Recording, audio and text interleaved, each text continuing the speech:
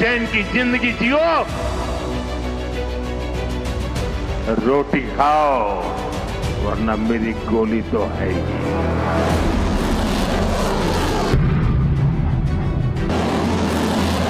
पाकिस्तान को हम लोग सबक सिखा दिया, बांग्लादेश को सबक सिखाने का टाइम आ गया। ध्यान से सुन लीजिए। सनातन को बचाने के लिए जो भी करना पड़ेगा हम लोग वही करेंगे। सभी हिंदू, दुनिया का हिंदू जाग जाओ।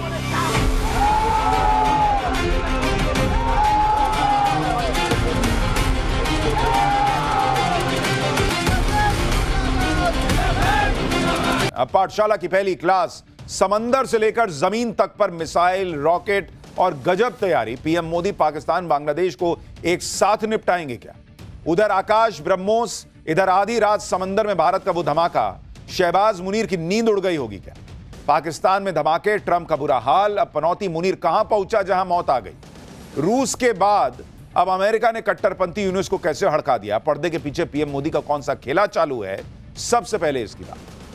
पहलगाम में आतंकियों ने धर्म देखकर, सिंदूर देखकर हिंदुओं की जान ली, तो नरेंद्र मोदी ने पाकिस्तान को घर में घुसकर मारा। अब वही गलती बांग्लादेश कर रहा है। मोहम्मद यूनुस के इशारे पर कट्टरपंथी सिंदूर और कलावा देखकर हिंदुओं को टारगेट कर रहे हैं। हिंदुओं पर आंच आई थी तो नरेंद्र मोदी ने पाकिस्तान को नहीं छोड़ा था। तो बांग्लादेश बच जाएगा इसकी कोई गारंटी नहीं है बॉस। बांग्लादेश के कट्टरपंथी आतंकी हों या फिर पर्दे के पीछे से खेल रहा मुनीर का पाकिस्तान, दोनों क्या एक साथ निपट जाएंगे?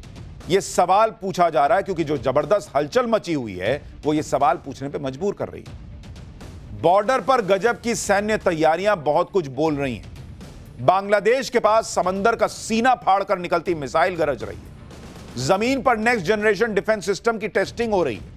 पाकिस्तान को फोड़ने वाली ब्रह्मोस मिसाइल का एडवांस वर्जन की डेट आ गई है।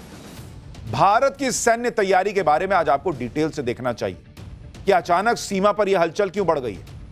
आज आपको बताऊंगा कि आधी रात को समंदर में भारत ने कौन सा धमाका कर दिया कि बांग्लादेश में खेल करने वाले पाकिस्तानी शहबाज और मुनीर के होश उड़े होंगे। खुद बांग्लादेश में कट्टरपंथी यूनुस की सिट्टी पिट्टी कैसे गुम है। रूस के बाद अब अमेरिका ने यूनुस को कैसे हड़का दिया है। उधर किसने कह दिया कि यूनुस को बांग्लादेश छोड़कर भागना पड़ेगा। साथ ही बात होगी कि पाकिस्तान का आर्मी चीफ मुनीर कैसे हर किसी के लिए पनौती बन गया है। बांग्लादेश से हाथ मिलाया तो बांग्लादेश का बुरा हाल। अपने देश में उसने जब से कमान संभाली है एक तरीके से, पाकिस्तान का और बुरा हाल।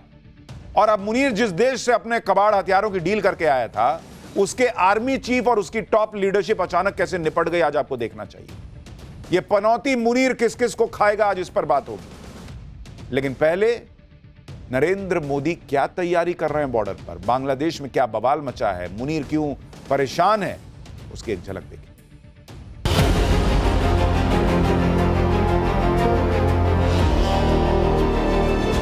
सुख चैन की जिंदगी जियो, रोटी खाओ, वरना मेरी गोली तो है ही।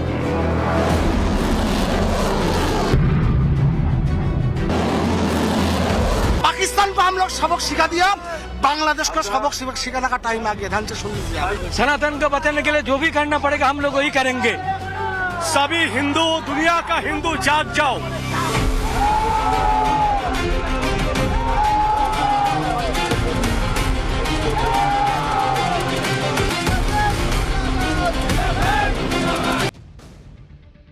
जिस वक्त बांग्लादेश में आग लगी है, जिस वक्त बांग्लादेश में हिंदुओं को टारगेट किया जा रहा है, जिस वक्त बांग्लादेश में पीछे से मुनीर खेल करने में जुटा है, ठीक उसी वक्त सबके होश तब उड़ गए जब भारत की तरफ से जबरदस्त सैन्य तैयारियां शुरू होती थी।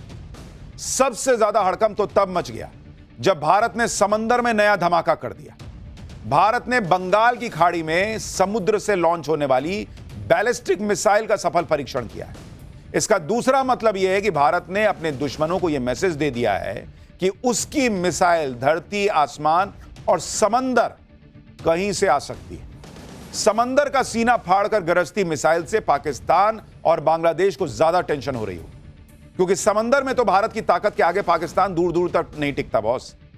ऑपरेशन सिंदूर के दौरान भी इंडियन नेवी की ताकत का ट्रेलर ही देखकर पाकिस्तान के जहाज दुबक गए। और बांग्लादेश के लिए टेंशन इसलिए ज्यादा होगी क्योंकि इस मिसाइल का टेस्ट बंगाल की खाड़ी से हुआ है।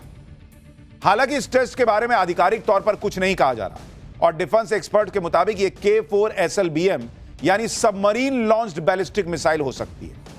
ऐसा संभव है कि इसे परमाणु शक्ति से लैस पनडुब्बी INS अरिहंत या अरिघाट से फायर किया गया। K4 का पूरा नाम है कलाम 4, जिसे DRDO ने विकसित किया है। इसकी मारक क्षमता लगभग 3500 किलोमीटर है, यानी पाकिस्तान और चीन के मेन टारगेट इसकी रेंज में आ सकते हैं। यह टेस्ट भारत की न्यूक्लियर ट्रायड यानी जमीन, हवा और समुद्र से हमला करने की क्षमता को मजबूत करता है। यह टेस्ट भारत की सेकेंड स्ट्राइक की क्षमता को मजबूत करता है। इससे दुश्मन के पहले न्यूक्लियर अटैक के बाद भी जवाबी हमला करने की गारंटी मिल जाती है। यह मिसाइल 2 टन तक परमाणु वॉरहेड ले जा सकती है। यानी इस मिसाइल के सफल परीक्षण से भारत की अटैक और डिफेंस लाइन दोनों और मजबूत हो गई है। न्यूक्लियर हमले के मामले में भारत की नो फर्स्ट यूज की पॉलिसी है।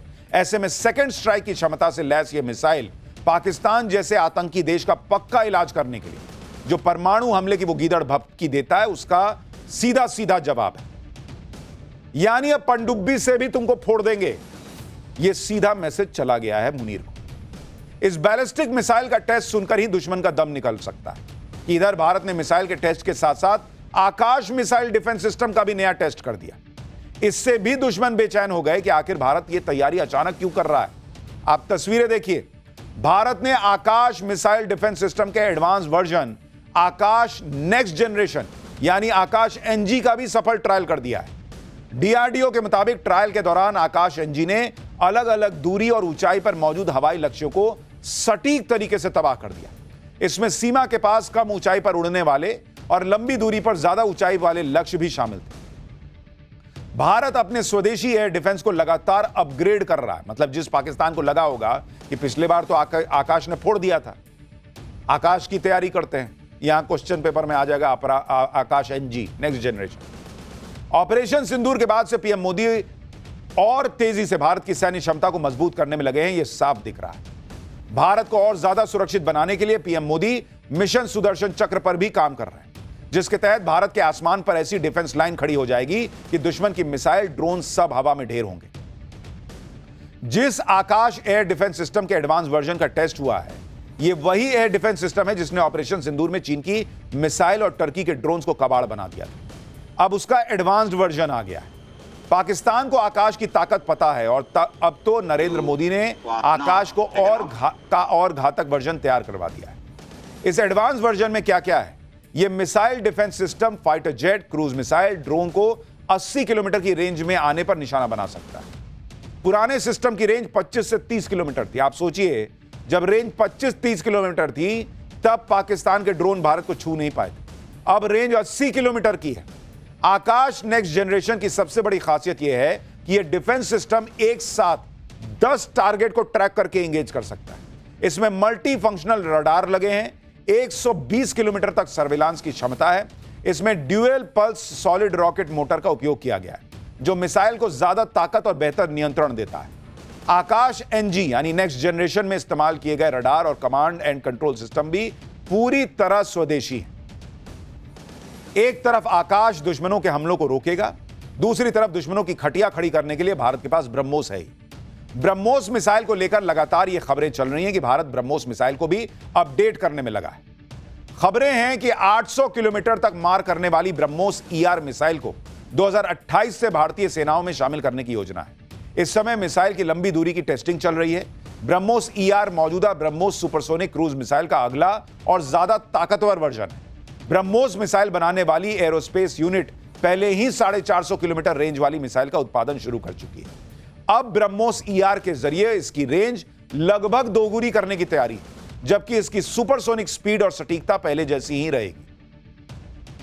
ब्रह्मोस हो या फिर आकाश, इनके साथ सबसे जबरदस्त बात यह है कि इनकी सफलता देखकर दुनिया भर में इनकी डिमांड है।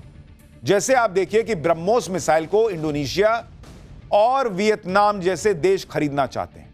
इंडोनेशिया और वियतनाम के साथ ब्रह्मोस की 4000 करोड़ से ज्यादा की डील होने वाली है। पाकिस्तान की पिटाई के बाद ब्रह्मोस को खरीदने के लिए होड़ लगी हुई है और कम से कम 16 देश ऐसे हैं जो अपनी सेना में ब्रह्मोस को शामिल करना चाहते हैं। UAE, कतर, सऊदी अरब, अर्जेंटीना, ब्राजील, चिली, मलेशिया सब लाइन में लगे हैं बॉस। इसी तरह से आकाश एयर डिफेंस को अर्मीनिया जैसे देश पहले ही खरीद चुके हैं। फिलीपींस भी आकाश एयर डिफेंस खरीदने की डील करने वाला है। ब्राजील, इजिप्ट, वियतनाम, यूएई जैसे देश आकाश को खरीदने में दिलचस्पी दिखा रहे हैं कि भाई मेरे को नहीं देगा, हमको भी तो चाहिए। तो भारत की तूती बोल रही है, भारत के स्वनिर्मित स्वदेशी हथियारों की गूंज है। भारत के हथियारों को खरीदने के लिए कई देश लाइन लगाए हुए हैं। ऑपरेशन सिंदूर में पाकिस्तान के एयरबेस में गड्ढे देखकर ये देश भारत के हथियारों की क्षमता की टेस्टिंग कर चुके हैं। दूसरी तरफ पाकिस्तान का आर्मी चीफ असीम मुनीर, जो युद्ध में पिटने के बाद भी फर्जी जीत का जश्न मना रहा है, अपने हथियारों का फर्जी डंका बजा रहा है, लेकिन पाकिस्तान का मेड इन चाइना हथियारों को खरीदने वाला कोई है ही नहीं। इसलिए मुनीर खुद इन हथियारों को बेचने के लिए निकल जाता है। कल हमने आपको बताया था कि मुनीर अफ्रीकी देश लीबिया के साथ डिफेंस डील करने गया था, लेकिन मुनीर के लीबिया आते ही ऐसा कांड हो गया कि पूरी दुनिया में लीबिया की चर्चा हो रही। लीबिया में मातम पसरा हुआ है। इधर मुनीर के कदम लीबिया में पड़े, या यूं कहिए कि इधर पनौती मुनीर के कदम लीबिया में पड़े, उधर लीबिया पर दुखों का पहाड़ टूट पड़ा। मुनीर लीबिया के लिए ऐसा पनौती साबित हुआ कि लीबिया का आर्मी चीफ ही अचानक मर गया। इधर मुनीर ने लीबिया के साथ अपने कबाड़ हथियारों की डील की, लेकिन मुनीर ऐसा पनौती साबित हो रहा है कि अगले ही दिन लीबिया की पूरी टॉप सैन्य लीडरशिप साफ हो गई। जिस लीबिया में मुनीर हथियार बेचने गया था, उस लीबिया के आर्मी चीफ की प्लेन क्रैश में मौत हो गई। लीबिया के army chief lieutenant general Mohammed Ali Ahmed al Haddad plane crash में मारे गए। जनरल अल हदाद टर्की में थे और वहां से अपने 4 सैन्य अफसरों के साथ प्राइवेट जेट से लीबिया लौट रहे थे, लेकिन टेक ऑफ के तुरंत बाद प्राइवेट जेट लड़खड़ा गया, इलेक्ट्रिक फेलियर हो गया। प्राइवेट जेट ने इमरजेंसी लैंडिंग की इजाजत मांगी, लेकिन तब तक देर हो चुकी थी और प्लेन क्रैश हो गया। इस हादसे में लीबिया के आर्मी चीफ समेत 4 सीनियर सैन्य अधिकारी और 3 क्रू मेंबर की मौत हो गई। लोग कह रहे हैं मुनीर जिससे सट रहा है वहां जो है ना नरक कर दे रहा, अपने देश में तो किया ही है। लीबिया के आर्मी चीफ की मौत से मुनीर का एक और फर्जीवाड़ा भी सामने आ गया। यह खुलासा हुआ है कि मुनीर ने लीबिया की जिस सैन्य अधिकारियों के साथ डील की, सैन्य अधिकारी या गुट लीबिया का प्रतिनिधित्व करते ही नहीं है। खबर है कि मुनीर ने लीबिया के उस सैन्य गुट से डील कर ली है जिस पर अंतर्राष्ट्रीय प्रतिबंध लगा हुआ है। कोई भी देश या एजेंसी लीबिया के इस गुट को हथियार सप्लाई नहीं कर सकता, लेकिन मुनीर उसी गुट से डिफेंस डील का डंका पीटने लगा। मुनीर ने लीबिया में जिस टॉप सैन्य अधिकारी के साथ डील की, उसका नाम खलीफ बेलकासिम अफ्तार है। हालांकि जबकि लीबिया के आर्मी चीफ जो विमान हादसे में मारे गए, उनका नाम मोहम्मद अली अहमद अल हद्दाद था। दरअसल लीबिया को अभी 2 गुट कंट्रोल कर रहे हैं। लीबिया के पश्चिम और पूर्वी इलाके में सत्ता का संघर्ष चल रहा है। एक पश्चिमी लीबिया की सरकार है, दूसरी पूर्वी लीबिया में जनरल हफ्तार के नेतृत्व वाली सेना है, जिससे मुनीर ने मुलाकात की थी। पश्चिमी लीबिया की सरकार को ही अंतर्राष्ट्रीय स्तर पर मान्यता प्राप्त है। ज्यादातर देश और यूएन इस सरकार को ही वैध मानते हैं, जबकि मुनीर लीबिया के जिससे डील करके आया है उसे यूएन ने आधिकारिक मान्यता नहीं दी है। यानी मुनीर ने लीबिया जाकर भी अपना फर्जीवाड़ा नहीं छोड़ा। और इसका दूसरा मतलब यह भी है कि अंतर्राष्ट्रीय प्रतिबंधों की वजह से लीबिया के जनरल हफ्तार ने मजबूरी में मुनीर के साथ डील की है, क्योंकि ज्यादातर देश उसे हथियार दे ही नहीं रहे, बेच ही नहीं रहे। लेकिन मुनीर के कदम क्या पड़े लीबिया में मातम पसर गया। भाई मुनीर ऐसा पनौती है कि पहले से ही पाकिस्तान के लिए पनौती साबित हो रहा है। जिस दिन से मुनीर को पाकिस्तान में पावर मिली है, तब से पाकिस्तान के साथ क्या क्या नहीं हो गया, आप याद कीजिए। ऑपरेशन सिंदूर में नरेंद्र मोदी के नए भारत से मार खाया, अफगानिस्तान ने इसको युद्ध में धोया, टीटीपी वाले आए दिन यहां बम फोड़ रहे हैं, बलोचों ने धुआं कर रखा है, इमरान के समर्थकों ने नाक में दम कर रखा है, पाकिस्तान के कई टुकड़े होने की बातें होने लगी। दाने दाने को मोहताज हो गया है पाकिस्तान और लोन के सहारे देश चल रहा है। पूरा पाकिस्तान बिकने की कगार पर पहुंच गया है। कल ही पाकिस्तान ने अपनी सरकारी एयरलाइन बेची है। कौड़ियों के दाम पर पाकिस्तान की कंपनियों की सेल लगी हुई है। सिर्फ 4500 करोड़ रुपए में पाकिस्तान की सरकारी एयरलाइन बिक गई बॉस। और यह सब मुनीर के आने के बाद हुआ है। यानी मुनीर को लेकर जो सोशल मीडिया पे लोग कह रहे हैं कि यही पनौती है पाकिस्तान के लिए भी और दुनिया के लिए भी, वो लोग ऐसे ही नहीं लिख रहे। मुनीर जिससे हाथ मिला दे रहा है उसके साथ कांड हो जाता है। आप देखिए, मुनीर को ट्रंप ने बिरयानी खिलाई थी। आज की डेट में ट्रंप अमेरिका में ऐसा फंस गए हैं कि गद्दी हिली हुई है। एप्स्टीन फाइल्स में ट्रंप का नाम आ रहा है। मुनीर ने बांग्लादेश से हाथ मिलाया। बांग्लादेश आज की डेट में जल रहा है। बांग्लादेश जो एक दौर में उभरती अर्थव्यवस्था बन रहा था, आज कट्टरपंथियों और आतंक की फैक्ट्री बन गया है। बांग्लादेश में कट्टरपंथियों ने ऐसा आतंक फैलाया हुआ है कि फिर हिंदुओं को जिंदा जलाने की कोशिश की गई है। चटगांव जिले में 8 हिंदू परिवारों के घरों पर रात में ताला मार दिया गया और फिर पेट्रोल छिड़क कर आग लगा दी गई। यहां रह रहे हिंदुओं का दावा है कि उनकी किसी से कोई दुश्मनी नहीं, कोई झगड़ा तक नहीं था, सबको घर में बंद कर दिया। लेकिन कट्टरपंथियों का यह खूनी खेल ज्यादा दिन चलने वाला नहीं है, क्योंकि यूनुस और मुनीर खुद ही बांग्लादेश में लगाई आग में जलेंगे। जिस उस्मान हादी की हत्या के बाद पूरा बांग्लादेश जल उठा, उस उस्मान हादी की हत्या का ठीकरा भारत पर फोड़कर मुनीर एक तरीके से बांग्लादेश को सुलगा रहा था। उस उस्मान हादी के भाई ने साफ साफ कह दिया है कि हादी की हत्या किसी बाहरी ताकत ने नहीं, यूनुस सरकार के इशारे पर हुई है। हादी के भाई उस्मान ने दावा किया है कि हादी बांग्लादेश में जल्द से जल्द चुनाव चाहता था। यूनुस सरकार में बैठे लोग इसके लिए तैयार नहीं थे। हादी ने उनके फरमान को ना कह दिया, इसलिए उसकी हत्या करवा दी गई। यह सब बांग्लादेश में चुनाव टालने की साजिश है, जो हम आपसे पाठशाला में पहले ही कह रहे थे। यह मुनीर चाहता है कि यह कट्टरपंथियों के हाथ में सरकार रहे, और इसलिए वो जो है वो ये सब कर रहा है। इधर हादी के समर्थकों ने यूनुस की टेंशन बढ़ा दी है, उधर यूनुस पर अंतर्राष्ट्रीय दबाव बढ़ता जा रहा है। चुनाव को लेकर अमेरिका ने भी मोहम्मद यूनुस को टाइट किया है। दक्षिण और मध्य एशिया के लिए अमेरिकी विशेष दूत सर्जियो गोर ने मोहम्मद यूनुस से बात की है। यूनुस ने अमेरिका को भरोसा दिया है कि चुनाव टाइम पर होंगे। उधर कई अमेरिकी सांसदों ने चिट्ठी लिखकर मोहम्मद यूनुस पर सवाल उठा दिए हैं। अमेरिकी सांसदों ने बांग्लादेश के चुनाव में शेख हसीना की पार्टी आवामी लीग पर लगे बैन पर सवाल उठाए कि भाई इतनी महत्वपूर्ण पार्टी को बैन कर दिए, कौन बात का चुनाव करा रहे हो फिर? यानी यूनुस एक्सपोज होता जा रहा है। जो लोग कह रहे हैं ना कि यहां हिंदुओं ने प्रदर्शन कर दिया, क्या ही हो गया बॉस? वो प्रदर्शन दुनिया भर को संदेश जा रहा है, हेडलाइंस बन रही हैं, खबरें बन रही हैं, और जब दुनिया देख रही है कि कैसे हिंदू हिंदू के लिए खड़ा हो रहा है, आवाज उठ रही है, तो वो आवाज यूनुस के कान तक पहुंचाई जाती है कि क्या कर रहे हो भाई, ये क्या तमाशा कर रखा है। हर तरफ से गिरने के बाद मोहम्मद यूनुस अब बैकफुट पर है। मोहम्मद यूनुस अब भारत से अच्छे संबंधों की बात करने लगा है। यूनुस की अंतरिम सरकार अब दीपू दास के परिवार की देखरेख का जिम्मा उठाने की बात कर रही है। यूनुस प्रशासन की तरफ से कहा गया है कि अब सरकार दीपू दास के परिवार की पूरी जिम्मेदारी उठाएगी, जिसमें आर्थिक मदद भी शामिल है। मंगलवार को बांग्लादेश के शिक्षा सलाहकार सीआर अबरार ने दीपू दास के परिवार से मुलाकात की और इस हत्या पर दुख जताया। लेकिन मोहम्मद यूनुस की सरकार के ये आंसू फर्जी है, क्योंकि अभी तक दीपू दास की बेरहमी से हत्या के मामले में सिर्फ 12 लोग पकड़े गए, और तुमको अब समझ में आ रहा है कि दीपू दास की हत्या हो गई तो जो है हम तुम्हारा देखरेख करेंगे। इतने दिन में तुमको नहीं समझ में आ रहा था? दीपू दास की हत्या 18 दिसंबर को हुई है। हत्या के 5 दिन बाद यूनुस सरकार ने उसकी परिवार की सुध ली। 5 दिन सो रहे थे तुम। इंटरनेशनल प्रेशर बढ़ने लगा, यहां भारत ने पर्दे के पीछे से मामला टाइट किया, तो कह रहा कि ना हम दीपू दास की चिंता कर रहे हैं, और बाकी जो हंगामा चल रहा है उसका क्या? इतनी चिंता है तो मोहम्मद यूनुस को खुद परिवार से जाके मिल लेना चाहिए था। नोबेल का शांति पुरस्कार लिए बैठे हो ना, घर से निकलने में दिक्कत होती है, ठंड में घुटने जम गए हैं। मोहम्मद यूनुस को अभी पाकिस्तान अच्छा लग रहा है, वो पाकिस्तान के साथ भाईचारा बढ़ा रहा है। लेकिन मैं तो बांग्लादेश के बाकी लोगों से पूछता हूं कि यही पाकिस्तान से बच के तुम निकले तब बांग्लादेश बना, भारत की मदद से बना। सब भूल गए कट्टरपंथ के आगे कि किसकी वजह से तुम आज जो है वो खुली हवा में सांस ले रहे हो। लेकिन दिक्कत यह है कि भिखारी पाकिस्तान के साथ से बांग्लादेश को कुछ हासिल होगा नहीं। एक भिखारी दूसरे देश की क्या मदद करेगा? देश चलाने के लिए पैसा, अनाज सब चाहिए होता है। पाकिस्तान के पास है क्या? खुद के लोगों को खिला नहीं पा रहा, बांग्लादेश को क्या देगा? इसलिए मुनीर के चक्कर में मोदी से भिड़ने वाला यूनुस अब पेट भरने के लिए भारत की तरफ देख रहा है। खबर है कि बांग्लादेश भारत से चावल खरीदना चाहता है। पहले बांग्लादेश को लग रहा था कि वो पाकिस्तान से चावल खरीद लेगा, भारत के बिना काम चल जाएगा। लेकिन बांग्लादेश कह रहा है कि भारत का चावल सस्ता है, जबकि दोस्ती की आड़ में पाकिस्तान बांग्लादेश को महंगा चावल चिपका रहा है। बांग्लादेश की मीडिया के मुताबिक बांग्लादेश $355 प्रति टन के रेट से भारत से 50,000 टन चावल खरीदना चाहता है, जबकि पाकिस्तान बांग्लादेश को $395 प्रति टन की रेट से चावल देगा। यानी बांग्लादेश को भारत से डील करने में ज्यादा फायदा दिख रहा है, पैसे बच रहे हैं।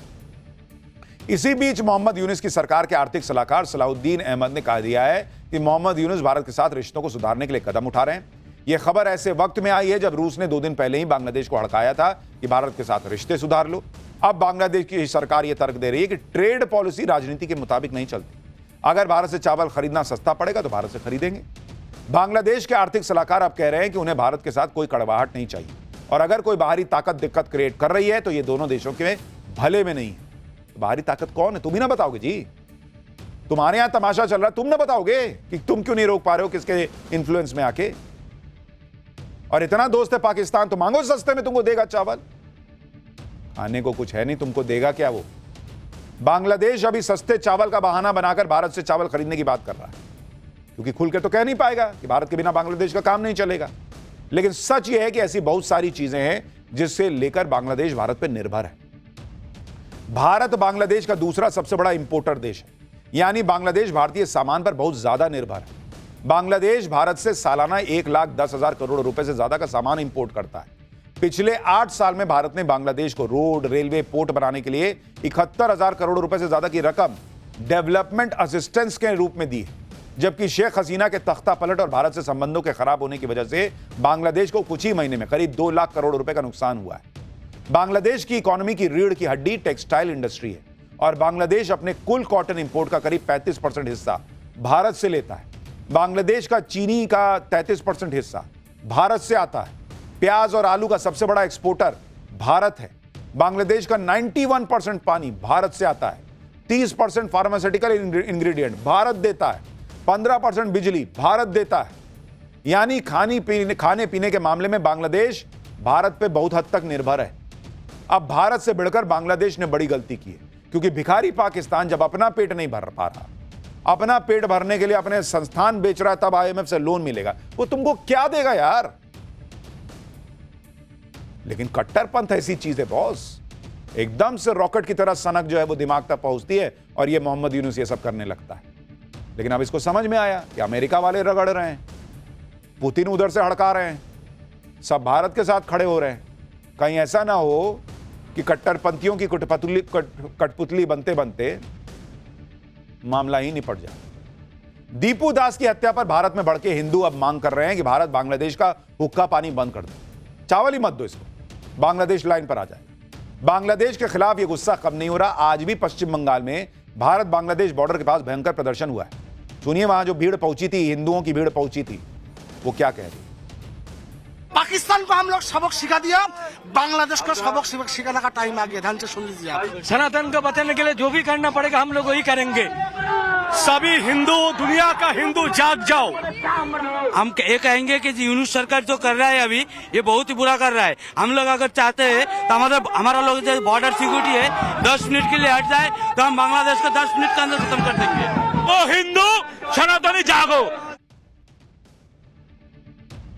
भारत के अंदर जो ये गुस्सा भड़क रहा है, उससे भी बांग्लादेश को यह समझ आ रहा है कि मामला बहुत बिगड़ गया है और हालात संभालना मुश्किल हो जाएगा। इसलिए मोहम्मद यूनुस की टोन कुछ नरम पड़ने लगी। इधर आज कांग्रेस के कार्यकर्ताओं ने जम्मू में बांग्लादेश के खिलाफ प्रदर्शन किया। दीपू दास की हत्या के खिलाफ कांग्रेस ने प्रोटेस्ट किया। खैर, बॉर्डर पे जो तैयारी है, बांग्लादेश का जो टोन नरम पड़ रहा है, देखिए मामला आगे कहां जाएगा। लेकिन फिलहाल पाठशाला में हम आगे बढ़ रहे हैं अगले चैप्टर की तरफ। मोदी से घबराए उद्धव, राज ठाकरे साथ आए।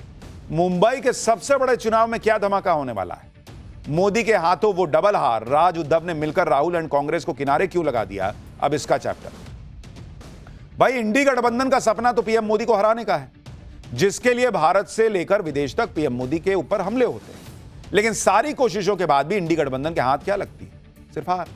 महाराष्ट्र में भी इंडी गठबंधन ने जोर पूरा लगाया था, लेकिन बीजेपी गठबंधन से जीत नहीं पाया और अब बीएमसी चुनाव के लिए जोर आजमाइश हो रही है। लेकिन बीएमसी चुनाव में इंडी गठबंधन कहीं दिख ही नहीं रहा है। उद्धव ठाकरे और राज ठाकरे की पार्टी ने बीएमसी चुनाव के लिए गठबंधन कर लिया, कांग्रेस को मार दी कोहनी, कांग्रेस अकेले पड़ गई है। जिस कांग्रेस के साथ उद्धव ठाकरे ने लोकसभा और विधानसभा चुनाव लड़ा, उसको किनारे में खड़ा करके छोड़ दिया। उधर बीजेपी सारा ड्रामा देखकर मजे ले रही है, अपनी तैयारी कर रही है। महाराष्ट्र में इस समय यह हाल है कि उद्धव और राज के सामने अस्तित्व का संकट है। भाई, बीएमसी उनके हाथ से गया, खत्म हो जाएगी इनकी पार्टी। अस्तित्व बचाने के लिए दोनों दल अब साथ आ गए, दोनों भाई साथ आ गए। बीजेपी ने कहा मानो रूस यूक्रेन साथ आ गए। बीएमसी के लिए कांग्रेस को कोई भाव ही नहीं दे रहा। उद्धव की पार्टी ने कांग्रेस को टूरिस्ट कह दिया। शरद पवार, अजीत पवार अलग खेल कर रहे हैं। बीएमसी में उद्धव ठाकरे की पार्टी का कंट्रोल है और बीएमसी उद्धव ठाकरे के लिए दुधारू गाय की तरह है। अगर यहां हार गए उद्धव ठाकरे तो समझिए चैप्टर क्लोज है बॉस। और यही हाल राज ठाकरे का है, जिनका चैप्टर खुल ही नहीं पा रहा है। वो भी अपना वजूद बचाने की लड़ाई लड़ रहे हैं। कुल मिलाकर महाराष्ट्र में भयंकर गर्मा गर्मी हो रही है। आज इसके बारे में आपको दिखाऊंगा, लेकिन पहले झलक ना देखिएगा बॉस।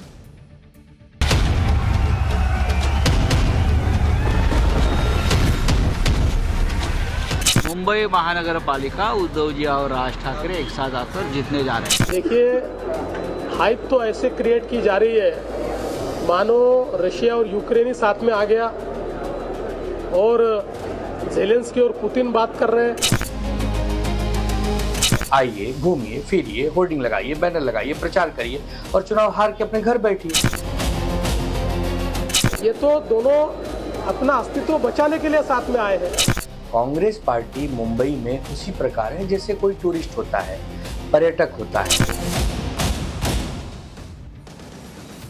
सबसे पहले बात करते हैं उद्धव और राज ठाकरे के बारे में।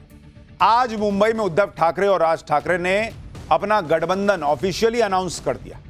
पिछले कई दिनों से इसकी चर्चा चल रही थी, जिसका आज ऐलान हो गया। उद्धव ठाकरे और राज ठाकरे ने प्रेस कॉन्फ्रेंस में साथ मिलकर बीएमसी चुनाव लड़ने का ऐलान किया। उद्धव ठाकरे और राज ठाकरे ने 20 साल पुराना झगड़ा बुलाकर साथ आने का फैसला किया। प्रेस कॉन्फ्रेंस में उद्धव ठाकरे, राज ठाकरे के साथ उनके बेटे आदित्य और अमित ठाकरे थे। इससे पहले इसी साल जुलाई में मराठी एकता के नाम पर राज और उद्धव ने रैली की थी। अब बीएमसी चुनाव के लिए गठबंधन का ऐलान कर दिया है और चुनाव में जीत के दावे भी ठोकने शुरू कर दिए हैं। एक बार सुनिए इनको। मुंबई महानगर पालिका हम जीत रहे हैं जी, चाहे आप कितना भी हमारे खिलाफ काम करो, पैसा बांटो, सत्ता का दुरुपयोग करो, मुंबई महानगर पालिका उद्धव जी और राज ठाकरे एक साथ आकर जीतने जा रहे हैं। संजय राउत दावा ठोक रहे हैं कि हम बीएमसी का चुनाव जीत रहे हैं, चाहे पैसा लगा लो, चाहे सत्ता का दुरुपयोग कर लो। अगर बीजेपी सत्ता का दुरुपयोग करके, पैसा का दुरुपयोग करके इनके हिसाब से जीतती है तो विधानसभा जीत जाती है, निकाय चुनाव जीत जाती है। ये बीएमसी में कैसे नहीं जीतने देंगे? वहां क्या करेंगे जो ये विधानसभा में नहीं कर पाए, जो ये निकाय चुनाव में नहीं कर पाए, वो बीएमसी में क्या कर लेंगे उसका, और वही बाकी जगह क्यों नहीं की? तो इसलिए इनके दावे हवाबाजी ज्यादा लग रहे हैं अभी फिलहाल मौजूदा हालात को देखकर। उद्धव और राज ठाकरे की पार्टी एक साथ आकर अपने अस्तित्व को बचाने की कोशिश कर रही है। बॉस, मराठी मानुष के नाम पर जीत का दावा कर रहे हैं ये लोग। उद्धव और राज ठाकरे की पार्टी बीएमसी चुनाव एक साथ लड़ेंगे। बाकी के 28 नगर निगमों में भी दोनों दल गठबंधन में लड़ेंगे। उद्धव ठाकरे ने कहा कि अगर हम बटे तो पूरी तरह मिट जाएंगे। राज ठाकरे ने कहा कि मुंबई हमारी लड़ाई में से बहुत बड़ा है। उद्धव ठाकरे और राज ठाकरे के साथ आने पर सीएम देवेंद्र फडणवीस ने तंज कस दिया। उन्होंने कहा कि ये तो ऐसा दिखा रहे हैं जैसे रूस और यूक्रेन साथ आ गए। सुनिए कैसे देवेंद्र फडणवीस मुख्यमंत्री इनके मजे ले रहे हैं। देखिए, हाइप तो ऐसे क्रिएट की जा रही है मानो रशिया और यूक्रेन ही साथ में आ गया और ज़ेलेंस्की और पुतिन बात कर रहे हैं। इस प्रकार की हाइप दो पार्टियां जो अपना अस्तित्व खोज रही है, जिन्होंने अपना अस्तित्व गंवा दिया है, जिन्होंने बार बार भूमिकाएं बदलकर लोगों के बीच अपने बारे में अविश्वास पैदा किया है, जिन्होंने तुष्टीकरण की नीति को अपनाकर एक प्रकार से अपना वोट बैंक खो दिया है, ऐसी दो पार्टियां साथ में आई है तो उनके साथ में आने से कौन सा फर्क पड़ने वाला है? ये तो दोनों अपना अस्तित्व बचाने के लिए साथ में आए हैं। उद्धव और राज ठाकरे के बीच गठबंधन तो हो गया, लेकिन बीएमसी चुनाव के लिए सीट शेयरिंग को लेकर बात पूरी तरह बन नहीं पाई। आप देखिए, दोनों दलों के गठबंधन का ऐलान 23 दिसंबर को होना था, लेकिन आखिरी वक्त में से एक दिन के लिए टाल दिया गया। इसकी वजह सीट शेयरिंग पर बात नहीं बनना कही जा रही। मराठी बहुल सीटों पर उद्धव और राज में बात नहीं बन रही थी। चर्चा है कि उद्धव की पार्टी 145 से 150 सीट तक पर चुनाव लड़ सकती है। राज ठाकरे की एमएनएस 65 से 70 सीटों पर लड़ सकती है। शरद पवार की एनसीपी 10 से 12 सीटों पर चुनाव लड़ सकती है। हालांकि अभी भी उद्धव और राज की तरफ बीएमसी चुनाव में सीट शेयरिंग का फॉर्मूला जारी नहीं हुआ उनकी तरफ से। संजय राउत का कहना है कि सीट शेयरिंग तो राजनीति में व्यापार की तरह है, भाइयों के बीच व्यापार नहीं होता। सुनिए संजय राउत। क्या करना है? नंबर शेयरिंग जो होता है वो व्यापार होता है राजनीति में। आपको इतना सीट शेयरिंग, वो व्यापार है। यहाँ भाइयों में व्यापार नहीं है, ये फैमिली है, समझा? हम देख लेंगे हमको क्या करना। यानी संजय राउत कह रहे हैं कि इंडिया अलायंस में जब सीट शेयरिंग होती है कि कौन कहां कितने सीट पे चुनाव लड़ेगा, तो वो व्यापार होता है क्या? बीएमसी और नगर निगम चुनाव के लिए उद्धव और राज ठाकरे साथ तो आ गए, लेकिन बीएमसी चुनाव से ठीक पहले स्थानीय निकाय चुनाव हुए हैं। जिसमें उद्धव और राज ठाकरे की पार्टी की दुर्गति हो गई बॉस, बुरी हालत भी नहीं, दुर्गति। महाराष्ट्र नगर परिषद और नगर पंचायत चुनावों में बीजेपी गठबंधन ने जबरदस्त जीत हासिल की थी। इसे बीएमसी चुनाव से पहले सेमीफाइनल कहा जा रहा था। स्थानीय निकाय चुनाव के नतीजों ने ठाकरे ब्रदर्स का फ्यूचर का ट्रेलर दिखा दिया और इसी वजह से दोनों ने साथ आने का फैसला किया। आप देखिए, महाराष्ट्र स्थानीय निकाय चुनाव में बीजेपी गठबंधन को 288 में से 215 सीट मिली बॉस, और बीजेपी ने अकेले अपने दम पर 129 सीट पर जीत हासिल की। एकनाथ शिंदे की शिवसेना ने 51 सीटें जीती, अजीत पवार की एनसीपी को 35 मिली, वहीं इंडी गठबंधन को मात्र 51 सीट पर जीत मिली, कांग्रेस को 35 पर जीत मिली। उद्धव ठाकरे की शिवसेना तो डबल डिजिट में नहीं आई बॉस, 9 सीट। शरद पवार की एनसीपी 7 पे सिमट गई और राज ठाकरे की एमएनएस 1 को सीट नहीं जीती बॉस, 0, अंडा, खत्म मामला। और ये वो उस चुनाव में हुआ जो बैलेट पेपर से हुआ है। अब बेचारे ये भी नहीं बोल पा रहे कि ईवीएम हैक हुआ था, क्योंकि बैलेट से हुआ था। स्थानीय निकाय चुनावों में धमाकेदार जीत से बीजेपी का जोश हाई है। बीजेपी दावा कर रही है कि अब विधानसभा जीते, स्थानीय निकाय जीते, अब बीएमसी में लपेट देंगे इन लोगों को। मैं ऐसा मानता हूं कि महानगर पालिका के जो चुनाव होने वाले हैं उसमें हमको इससे भी ज्यादा अच्छा यश मिलेगा, ऐसा मेरा मानना है। उद्धव ठाकरे के लिए बीएमसी चुनाव नाक का सवाल कम, उनके वजूद का सवाल ज्यादा है, क्योंकि मुंबई देश का सबसे अमीर शहर और बीएमसी देश ही नहीं एशिया की सबसे अमीर महानगर पालिका है और यहां पर उद्धव की शिवसेना का कब्जा रहा है। अगर उद्धव ठाकरे बीएमसी हारे तो उनके लिए दुधारू गाय के छिन जाने जैसा होगा। बीएमसी 603.4 वर्ग किलोमीटर में फैला हुआ है। 2 जिले हैं, मुंबई शहर और मुंबई उपनगर। ये बीएमसी का आखिरी चुनाव 2017 में हुआ था। 2017 में शिवसेना ने 84 और बीजेपी ने 82 सीटें जीती। 2017 में बीएमसी का मेयर शिवसेना का बना था।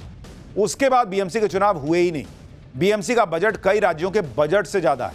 2025-26 में बीएमसी का बजट 75,427 करोड़ रुपए था, जो मिजोरम, सिक्किम, मणिपुर, गोवा, हिमाचल प्रदेश के बजट से ज्यादा है। इसी वजह से बीएमसी चुनाव पर सबकी नजर रहती है।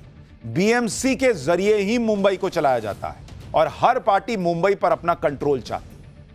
इधर उद्धव ठाकरे और राज ठाकरे अपनी तैयारी कर रहे हैं। बीजेपी अलग फुल एक्टिव है। दूसरी तरफ कांग्रेस जो है वो अकेली पड़ गई। मुंबई में बीएमसी चुनाव के लिए कांग्रेस को कोई पूछ ही नहीं रहा, जबकि इंडी गठबंधन के बैनर तले सभी ने लोकसभा और विधानसभा चुनाव लड़ा। आज उद्धव ठाकरे और शरद पवार ने कांग्रेस से किनारा कर लिया, ये दूर रहो। वहीं कांग्रेस भी अपने दम पर बीएमसी चुनाव लड़ने की तैयारी कर रही है, क्योंकि कोई सटा ही नहीं रहा है। कांग्रेस राज ठाकरे के साथ जाना नहीं चाहती। कांग्रेस को यह लग रहा है कि उद्धव के साथ से पार्टी को नुकसान पहुंचा है। कांग्रेस को मुस्लिम परंपरागत रूप से वोट करते रहे। 2024 के लोकसभा चुनाव में कांग्रेस महाराष्ट्र में सबसे बड़ी पार्टी थी, लेकिन विधानसभा चुनाव में कांग्रेस को बड़ा नुकसान हुआ। विधानसभा चुनाव में कांग्रेस 5वें नंबर पर गिर गई। कांग्रेस को डर है कि कहीं बीएमसी चुनाव में फिर ऐसा ना हो जाए, ठाकरे भाइयों की वजह से बचा हुआ मुस्लिम वोट ना चला जाए। शायद इसी वजह से कांग्रेस अकेले बीएमसी चुनाव लड़ना चाह रही है। अब कांग्रेस भले ही अपने समीकरण और अपनी स्थिति देखकर अकेले चुनाव लड़ने जा रही है, लेकिन कांग्रेस को कोई गंभीरता से ले भी नहीं रहा। उद्धव ठाकरे की पार्टी तो कह रही है कि कांग्रेस मुंबई में टूरिस्ट की तरह है, आए पोस्टर लगाए, हारे और घर बैठे। सुनिए कैसे छिछालेदर हो रही है कांग्रेस। मुंबई में कांग्रेस को गंभीरता से लेने की कोई आवश्यकता नहीं है। मुंबई में पिछले 30 वर्षों से लगातार कांग्रेस मुंबई महानगर पालिका का चुनाव हारकर विपक्ष में बैठती है, तो 2026 में कौन सा तीर मार लेगी। कांग्रेस पार्टी मुंबई में उसी प्रकार है जैसे कोई टूरिस्ट होता है, पर्यटक होता है। आइए, घूमिए, फिरिए, होर्डिंग लगाइए, बैनर लगाइए, प्रचार करिए और चुनाव हार के अपने घर बैठिए। ये उद्धव की शिवसेना वाले हैं भाई, इनको पूरा कॉन्फिडेंस है कि कांग्रेस हारेगी और कह रहे कि घर बैठिए। यानी इंडी गठबंधन का कुनबा बीएमसी चुनाव में पूरी तरह बिखर गया। पुराने लड़ाई झगड़ों को भुलाकर ठाकरे ब्रदर्स साथ आ गए। इसी तरह पवार परिवार में भी नया ट्विस्ट आ रहा है। ठाकरे परिवार के मिलने के बाद अब पवार फैमिली में भी रीयूनियन हो सकता है। चर्चा है कि पुणे नगर निगम चुनाव में अजीत पवार और शरद पवार साथ आ सकते हैं। शरद पवार की बेटी सुप्रिया सुले ने अजीत पवार के साथ गठबंधन पर बड़ी बात कही है। सुप्रिया सुले ने कहा कि अभी अजीत पवार की तरफ से कोई प्रस्ताव नहीं आया है। अगर अजीत पवार प्रस्ताव देते हैं तो उस पर विचार किया जाएगा। सुप्रिया सुले ने कहा कि हम जो भी करेंगे वो पुणे की भलाई के लिए करेंगे। यानी सुप्रिया सुले ने अजीत पवार के साथ गठबंधन पर ना तो हामी भरी है, ना ही इनकार किया है। कुल मिलाकर दरवाजा खुला रखा गया और गठबंधन की संभावना बनी हुई है, ये कहा जा रहा है। लेकिन इंडी गठबंधन का रॉकेट उड़ नहीं पा रहा, लॉन्च ही नहीं हो पा रहा। पर आज एक रॉकेट लॉन्च हुआ पाठशाला में, अब उसका चैप्टर। पीएम मोदी के नए भारत का नया जलवा, स्पेस में पहुंचा वो बाहुबली कि पूरी दुनिया को कनेक्ट कर देगा क्या? भारत के बाहुबली का वो मिशन आपके मोबाइल का नेटवर्क गायब होना भूल जाएगा क्या? अब इसका चैप्टर। प्रधानमंत्री नरेंद्र मोदी जिस नए भारत की बात करते हैं, उस नए भारत का आज एक और जलवा देखकर पूरी दुनिया दंग। भारत के वैज्ञानिकों ने आज एक ऐसा कमाल कर दिया जिसकी दुनिया में चर्चा हो रही है। आज आंध्र प्रदेश के श्रीहरिकोटा से भारतीय स्पेस एजेंसी इसरो ने अमेरिकी सैटेलाइट ब्लूबर्ड ब्लॉक 2 को लॉन्च किया है। अमेरिका के सैटेलाइट को भारत के बाहुबली रॉकेट की मदद से आज सुबह 8:54 पर लॉन्च किया। आंध्र प्रदेश में श्रीहरिकोटा के लॉन्च पैड से उड़ान भरने के 15 मिनट बाद भारत के बाहुबली रॉकेट ने अमेरिकी सैटेलाइट को धरती से करीब 520 किलोमीटर की ऊंचाई पर पहुंचा दी। यह कोई मामूली सैटेलाइट लॉन्च नहीं था। इसकी इतनी चर्चा इसलिए हो रही है कि भारत ने अपने जिस रॉकेट से अमेरिका का सैटेलाइट लॉन्च करके झंडे गाड़ दिए, अमेरिका का वो सैटेलाइट दुनिया का सबसे भारी सैटेलाइट है। यानी सबसे भारी पेलोड को ले जाकर उसे सफलतापूर्वक लॉन्च कर देना, यह भारत ने कमाल किया है। और इसीलिए भारत का डंका बज रहा है कि जो सैटेलाइट भारत से लॉन्च हुआ, वो सैटेलाइट दुनिया का सबसे बड़ा कमर्शियल संचार सैटेलाइट है। कैसे यह सैटेलाइट पूरी दुनिया को एक साथ कनेक्ट कर देगा, कैसे इससे आपके मोबाइल का नेटवर्क गायब होना भूल जाएगा, इसके बारे में डिटेल से बताऊंगा। लेकिन भारत ने जिस तरीके से आज नई धूम मचाई है, पहले उसका एक ट्रेलर देखिए। 5, 4, 3, 2, 1, 0. Both F200 motors ignited.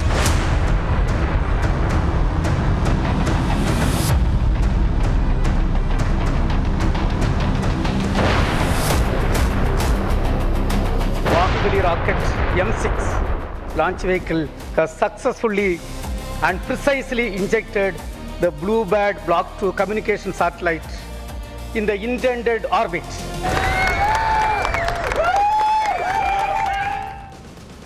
सबसे पहले भारत के बाहुबली की वो तस्वीरें देखिए जिसने स्पेस के सेक्टर में आज दुनिया भर में भारत की धाक जमा दी। और इसी की वजह से अमेरिका जैसे सुपर पावर देश भी लाइन लगाकर अपने सैटेलाइट लॉन्च करने के लिए भारत पहुंच रहे हैं। काउंटडाउन खत्म होते ही भारत के बाहुबली कहे जाने वाले LV-M3 M6 रॉकेट ने स्पेस के लिए उड़ान भर दी। इसरो के मुताबिक यह लॉन्चिंग ऐसे वक्त में हुई जब श्रीहरिकोटा के ऊपर स्पेस में हजारों एक्टिव सैटेलाइट लगातार गुजर रहे थे। इसकी वजह से मिशन को 90 सेकंड के लिए आगे बढ़ाना पड़ा। लेकिन जब एक बार बाहुबली ने उड़ान भरी तो फिर उसने अमेरिकी सैटेलाइट को उसके तय ऑर्बिट तक पहुंचाकर ही दम लिया। भारत का यह बाहुबली कितना हाईटेक हो चुका है, दुनिया को यह दिखाने के लिए इसरो ने इसकी लॉन्चिंग का एक और वीडियो जारी किया। यह वीडियो रॉकेट में लगे ऑनबोर्ड कैमरे से रिकॉर्ड हुआ, जिसमें लॉन्चिंग से लेकर रॉकेट से सैटेलाइट अलग होने तक का हर बड़ा फेज साफ नजर आ रहा है। पहले रॉकेट से इसको रफ्तार देने वाले 2 सॉलिड स्ट्रैप ऑन बूस्टर अलग होते नजर आए। ये देखिए, ये दोनों निकल गए। इसके बाद रॉकेट से सैटेलाइट को अटैच करके रखने वाला हिस्सा अलग होता नजर आ रहा है और आखिर में सैटेलाइट को उसकी तय ऑर्बिट में ले जाकर स्थापित कर दिया जाता है। भारत के बाहुबली ने अमेरिका के जिस ब्लूबर्ड ब्लॉक 2 सैटेलाइट को स्पेस में पहुंचाया, यह इसरो की कमर्शियल ब्रांच NSIL यानी न्यू स्पेस इंडिया लिमिटेड और अमेरिकी कंपनी AST स्पेस मोबाइल के बीच हुई डील के तहत तैयार किया गया मिशन है। और इसे भारत और अमेरिका ही नहीं बल्कि पूरी दुनिया के लिए बेहद खास बताया जा रहा है। इसे अब तक की सबसे बड़ी कम्युनिकेशन क्रांति क्यों कहा जा रहा है, इसके लिए इस सैटेलाइट के मिशन को समझना जरूरी है। ब्लूबर्ड ब्लॉक 2 के काम शुरू करते ही इसका बड़ा और शक्तिशाली एंटीना धरती पर मौजूद किसी भी 4G या 5G मोबाइल फोन के सिग्नल से कनेक्ट किया जा सकेगा। मोबाइल फोन सैटेलाइट को टावर मानकर सिग्नल भेजा जाएगा। सैटेलाइट इस सिग्नल को टेलीकॉम ऑपरेटर के ग्राउंड स्टेशन तक पहुंचा देगा। ग्राउंड स्टेशन सिग्नल को मोबाइल नेटवर्क से जोड़ेगा, जिसके बाद कॉल, मैसेज और डेटा उसी तरह प्रोसेस होंगे जैसे मोबाइल टावर के जरिए होते हैं और नेटवर्क से भेजा गया रिस्पॉन्स सैटेलाइट के जरिए मोबाइल फोन तक पहुंच जाएगा। यानी बिना मोबाइल टावर के मोबाइल फोन पर वीडियो कॉल भी होगी, वॉइस कॉल भी होगी, मैसेज भी पहुंचेगा, इंटरनेट का इस्तेमाल भी होगा। इसके लिए मोबाइल फोन या सिम में किसी तरह के बदलाव की भी जरूरत नहीं होगी। जहां मोबाइल टावर नहीं है वहां नेटवर्क सीधे सैटेलाइट से मिल जाएगा। यानी दुर्गम पहाड़ी इलाके हों, घने जंगल हों, रेगिस्तान हो, समंदर हो, हर जगह कनेक्टिविटी बनी रहेगी और आपदा के समय में कम्युनिकेशन में कोई दिक्कत ही नहीं आएगी। क्योंकि भाई जब आपको मोबाइल के कनेक्शन के लिए टावर की जरूरत ही नहीं है, जहां टावर नहीं वहां सैटेलाइट से कनेक्शन कर दिया, तो कैसे डिस्कनेक्ट होगा फोन? अब यह भी देखिए कि दुनिया में नई संचार क्रांति लाने वाले सैटेलाइट को भारत के जिस बाहुबली ने तय ऑर्बिट में पहुंचाया, उसने कैसे अपने कारनामों से पूरी दुनिया में धाक जमा ली। यह भारत का सबसे भारी लॉन्च व्हीकल है जिसका वजन करीब 640 टन है। इससे पहले नवंबर में भारत के इस बाहुबली ने करीब 4400 किलोग्राम वजन वाले सैटेलाइट को स्पेस में पहुंचाया और अब अपना ही रिकॉर्ड तोड़ते हुए 6100 किलोग्राम वजन वाले ब्लूबर्ड ब्लॉक 2 सैटेलाइट को स्पेस में पहुंचा दिया। यह भारत के बाहुबली रॉकेट से किसी सैटेलाइट की 9वीं लॉन्चिंग रही और हर बार यह अपने मिशन में पूरी तरह कामयाब हो रहा है। यानी इसका सक्सेस रेट 100% है बॉस। आज इस बाहुबली रॉकेट की वजह से दुनिया भर के स्पेस मार्केट में सिर्फ भारत की चर्चा हो रही है। देखिए भारत क्या किया है। आज इसरो की वैल्यू इतनी बढ़ गई कि अमेरिका की स्पेस एजेंसी नासा इसरो से रिक्वेस्ट करता है कि हमारे सैटेलाइट भी आप ही भेज दीजिए। इसके लिए भारत अमेरिका से फीस ले रहा है कि लाओ पैसा तो भेज देंगे। इसलिए प्रधानमंत्री मोदी ने बाहुबली की कामयाबी को भारत की स्पेस यात्रा में एक बड़ा माइलस्टोन बताया।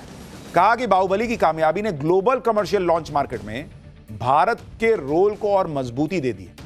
बाहुबली की सफल लॉन्चिंग पर पीएम मोदी ने लिखा कि भारत के स्पेस सेक्टर में एक बड़ी कामयाबी LV-M3 M6 की सफल लॉन्चिंग, जिसने भारत की धरती से लॉन्च किए गए अब तक के सबसे भारी अमेरिकी सैटेलाइट ब्लूबर्ड ब्लॉक 2 को उसकी तय ऑर्बिट में पहुंचा दिया। यह भारत की स्पेस यात्रा में एक गर्व से भर देने वाला माइलस्टोन है। आगे पीएम मोदी ने लिखा कि भारत की हेवी लिफ्ट लॉन्च क्षमता को मजबूत करता है और ग्लोबल कमर्शियल लॉन्च मार्केट में भारत की बढ़ती भूमिका को और मजबूत करता है। यह आत्मनिर्भर भारत की हमारी कोशिशों की झलक भी दिखाता है। हमारे मेहनती स्पेस साइंटिस्ट और इंजीनियर्स को बधाई। भारत स्पेस की दुनिया में और ऊंचा उड़ रहा है। इसरो के लिए यह मिशन कितना इंपॉर्टेंट था, इसे समझने के लिए इसरो के चेयरमैन की आपको तस्वीरें देखनी चाहिए, जो बाहुबली की आज की उड़ान की सफलता का आशीर्वाद लेने 2 दिन पहले तिरुपति बालाजी पहुंचे थे। अब कई लोगों को इससे भी दिक्कत हो जाएगी कि साइंटिस्ट आदमी है, भगवान से काहे आशीर्वाद लिए। लेकिन भाई उनको सनातन की ताकत पता है, उनको ईश्वर में भरोसा है और आज बाहुबली की कामयाबी पर वो अपने वैज्ञानिकों के साथ इसका मॉडल पकड़े हुए नजर आए। सुनिए बाहुबली की कामयाबी पर इसरो के चेयरमैन ने क्या कहा। I am extremely happy to announce that LV-M3 Bahubali rocket M6 launch vehicle has successfully and precisely injected the Bluebird Block 2 communication satellite in the intended orbit.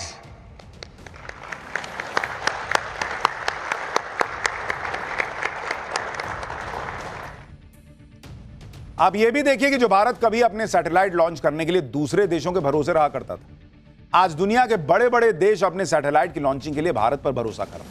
पिछले 11 सालों में जब से नरेंद्र मोदी प्रधानमंत्री बने हैं, इसरो कैसे पिछले स्पेस मिशन को लेकर नए नए रिकॉर्ड बनाते चला जा रहा है नए मिशन में, उसे समझना जरूरी है।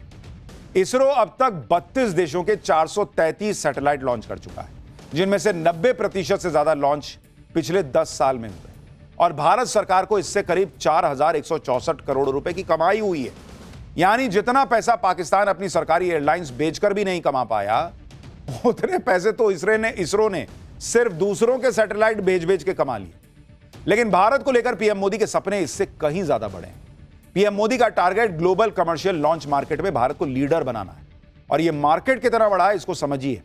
साल 2025 में ग्लोबल कमर्शियल स्पेस लॉन्च का मार्केट 84,000 करोड़ रुपए के पार पहुंच चुका है, जिसके अगले 10 सालों में यानी साल 2035 तक 3,29,345 करोड़ रुपए पहुंचने का अनुमान है। पीएम मोदी का टारगेट है कि भारत इन 10 सालों में ग्लोबल कमर्शियल लॉन्च मार्केट में जो उसका अभी का शेयर है वो बढ़ाए और 8 से 10% तक उसे ले जाए। अभी का शेयर 2% है। पीएम मोदी के इस टारगेट को हासिल करने के लिए इसरो ने पूरी तैयारी कर ली है। इसरो ने अगले साल 10 रॉकेट लॉन्च करने का फैसला किया है और इसरो ने साल 2029 तक हर साल कम से कम 50 रॉकेट लॉन्च करने का टारगेट तय किया हुआ है। पिछले 11 सालों में इसरो अपनी प्रोडक्टिविटी इसलिए भी बढ़ा पाया क्योंकि मोदी सरकार ने इसरो को पैसे की कमी नहीं होने दी। इसरो का बजट करीब ट्रिपल कर दिया गया। मनमोहन सरकार में स्पेस सेक्टर का बजट 2013-14 में 5,615 करोड़ रुपए हुआ करता था। जबकि मौजूदा वित्त वर्ष में 2025-26 में यह बजट करीब करीब 3 गुना बढ़कर 13,416 करोड़ रुपए पहुंच चुका है। तो भारत नई ऊंचाइयां छू रहा है, चाहे वो कोई भी क्षेत्र हो। भारत की इकोनॉमी रॉकेट बनी हुई है और भारत के रॉकेट इकोनॉमी में योगदान दे रहे हैं। यह है नया भारत। पाठशाला में अब अगला चैप्टर, बीजेपी की वो मीटिंग कि अखिलेश ने सीएम योगी को कर दिया टारगेट, कैसे भयंकर बवाल मच गया, अब इसके बारे में आपको बताता हूं। यूपी में बीजेपी की एक मीटिंग ने लखनऊ से दिल्ली तक खलबली मचा दी। हर तरफ इसी की चर्चा होने लगी क्योंकि यह मीटिंग ब्राह्मण विधायकों की थी। एक साथ 40 ब्राह्मण विधायक बंद कमरे में मीटिंग कर रहे थे, तो चर्चा होने लगी कि आखिर यूपी में क्या कुछ होने वाला है।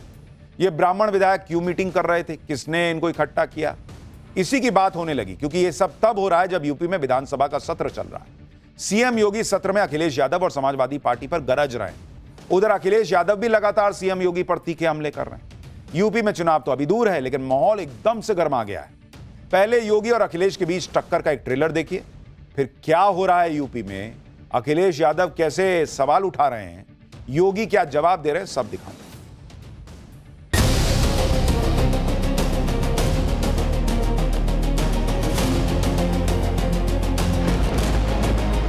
अमित यादव की फोटो अखिलेश यादव के साथ तो है ना? मेरे साथ खड़ा होने वाला ही अगर माफिया है तो मेरी तस्वीर तो मुख्यमंत्री जी के साथ ही है। जो जो माफिया है उन पर बुलडोजर चलना चाहिए।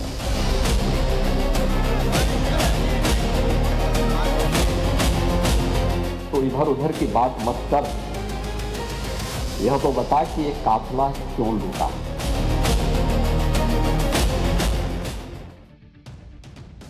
इधर मुख्यमंत्री योगी आदित्यनाथ ने विधानसभा में समाजवादी पार्टी को धुआं धुआं कर रखा है, तो आज एक तस्वीर ने बीजेपी के अंदर सियासी बवाल मचा दी क्योंकि यूपी के 35 से 40 ब्राह्मण विधायकों ने आज लखनऊ में बैठक की।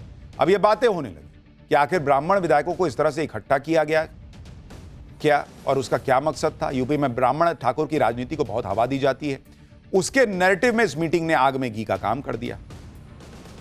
इस मीटिंग में क्या बात हुई, इसके बारे में तो अंदर की बात सब जानने के लिए अटकलें लगाने लगे। बैठक की तस्वीरें जैसे ही वायरल हुई तो सफाई भी आ गई।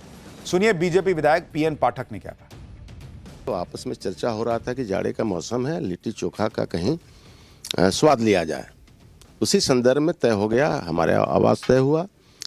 जो जो माननीय विधायक जी लोग मिलते गए उनसे कहा गया कि भाई आइए सहभोज है, और उसमें संजोग से कि केवल उसमें ब्राह्मण थे, ब्राह्मण भूमिहार थे। अगली बार होगा तो सभी जात के विधायक रहेंगे। बीजेपी के विधायक कह रहे हैं कि ये सिर्फ संयोग था कि खाली ब्राह्मण और भूमिहार आए। अब ये संयोग लोगों के गले के नीचे नहीं उतर रहा, सियासी अटकलें लगाई जा रही हैं। इससे पहले उत्तर प्रदेश में ठाकुर समाज के विधायकों ने भी बड़ी बैठक की थी, लेकिन ब्राह्मण विधायकों की बैठक के बाद कई तरह की चर्चा शुरू हो गई, जिसके बाद समाजवादी पार्टी एक्टिव हो गई। ब्राह्मण विधायकों की बैठक पर शिवपाल यादव ने क्या कहा, सुनिए। पिछले सत्र में भी किसी वर्ग की मीटिंग बुलाई गई थी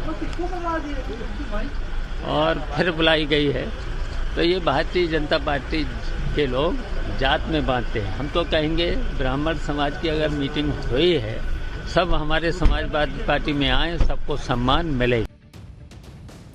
यूपी में ब्राह्मण ठाकुर के इस नैरेटिव के बीच अखिलेश यादव अपने पीडीए को संभाल कर रखना चाहते हैं।